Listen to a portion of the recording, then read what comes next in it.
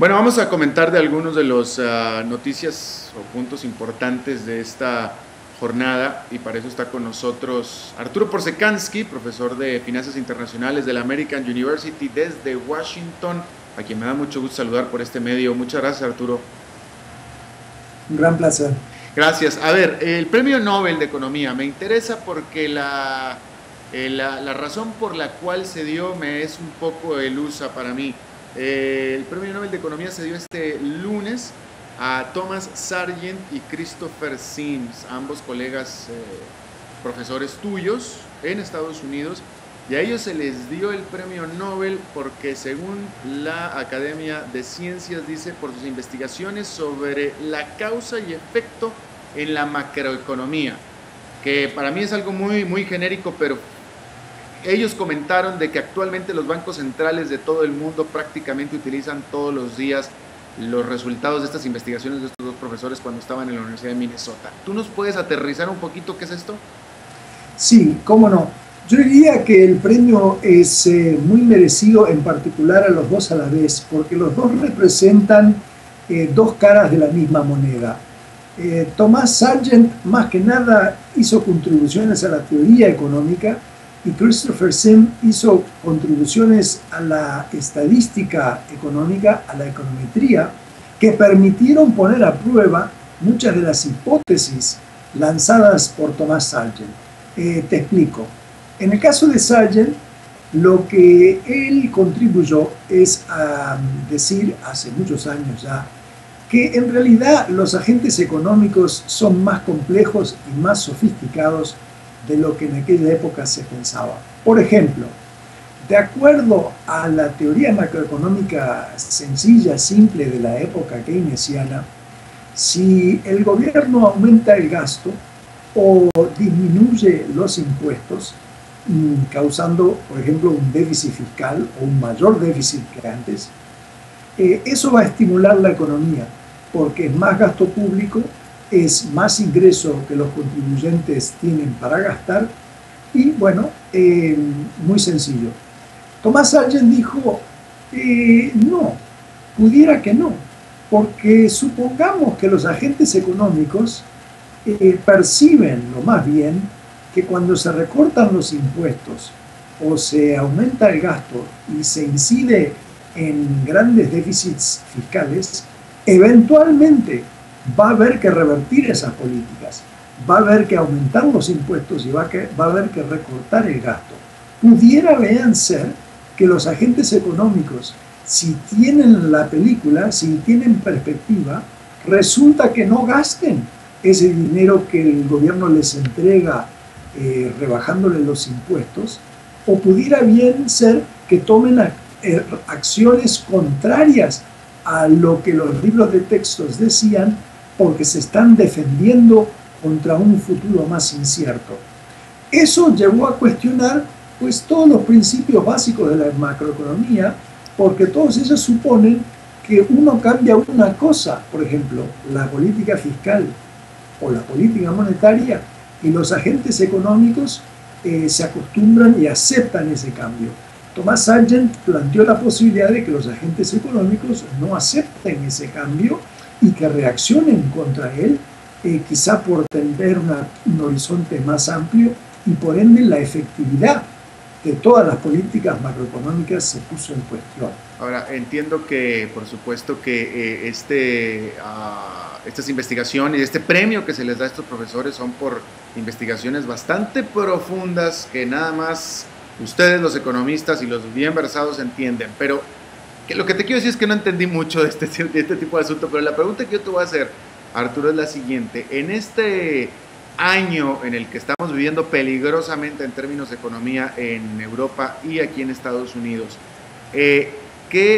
¿cómo sería, de qué manera se aplica en la práctica actualmente los resultados de estas investigaciones, que es lo que les lleva a darles el premio Nobel?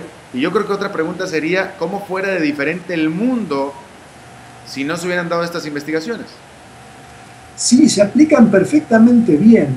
Por ejemplo, existe un gran debate, ciertamente aquí en Estados Unidos, pero lo vemos también en otras partes del mundo, si en este momento, dado que las economías apenas están creciendo, si no convendría, por ejemplo, aumentar el gasto fiscal y aumentar la expansión monetaria. Y hay otros que opinan que no, que ya los gobiernos están muy endeudados, que ya usaron gran parte de su munición y de que si fueran a aumentar el gasto, si fueran a expandir la política monetaria inclusive más, estarían introduciendo más inestabilidad en el sistema económico y pudieran asustar a los agentes económicos que pudieran llegar a temer de que tuviéramos una crisis de la deuda pública como la que estamos presenciando en el caso de Grecia. Eso es exactamente lo que nos enseñó Thomas Sargent, el modelo de expectativas racionales. Es decir, ¿qué pasa si los agentes económicos ven a través de los actos de magia de los gobiernos y toman actitudes de precaución que anulan los efectos deseados de las políticas económicas? Interesante, interesante también que sean profesores, que sean académicos los que se ganan el Premio Nobel de Economía, mientras que son no académicos o no tanto políticos los que vienen a ejecutar las políticas bien o mal o con errores o sin errores que se derivan de estas investigaciones. Bueno, déjame cambiar completamente de tema, Arturo, si me permites, y quiero que me comentes acerca de esta acción que está tomando el gobierno de Estados Unidos de tratar de penalizar a China por su moneda, el yuan. En el Senado de Estados Unidos se está debatiendo si se pasa esta legislación propuesta por la Casa Blanca para penalizar a China. La pregunta aquí que yo te tengo ¿es claro, te queda claro a ti, le queda claro a todo el mundo que China efectivamente está manteniendo artificialmente devaluado su moneda en desventaja para el resto de los países? Sí, realmente la China es uno de los más manipuladores del mercado de cambios. ¿Cómo lo sabemos? Porque hace años y años que el Banco Central de la China interviene en el mercado de divisas para comprar los dólares y otras monedas que sobran en su plaza, que si no los compraran, entonces el yuan chino se apreciaría, pero lo está haciendo muy poco o casi nada, precisamente porque el Banco Central de China interviene día tras día para comprar los dólares y otras monedas extranjeras que entran a la China. Esto es algo que lo viene haciendo hace muchos años.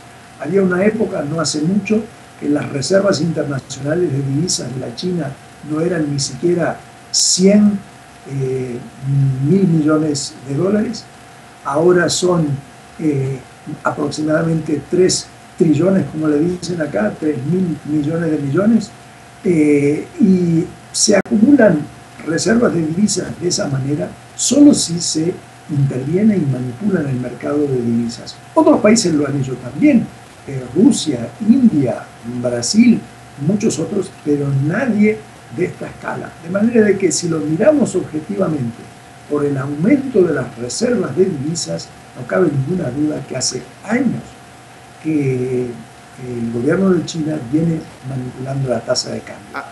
La pregunta es, ¿cuál es la mejor manera de enfrentar esa distorsión en el mercado de divisas que ahora ya tiene envergadura mundial? Porque si lo hiciera un país chico o que no está abierto al comercio y a las finanzas internacionales, nadie lo notaría. Pero cuando lo hace China, y ahora China es, después de los Estados Unidos, el segundo país más grande del mundo en términos económicos, entonces causa muchas olas.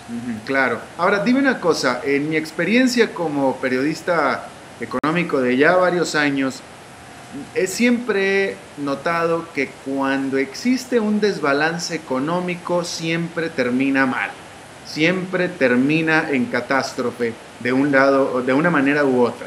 En este sentido, ¿cuál es el riesgo para China de estar impulsando su mercado de manera artificial? Porque por lo que tú me estás diciendo, gran parte del boom, del milagro chino, ha sido artificial por medio de la intervención del mercado para abaratar su moneda.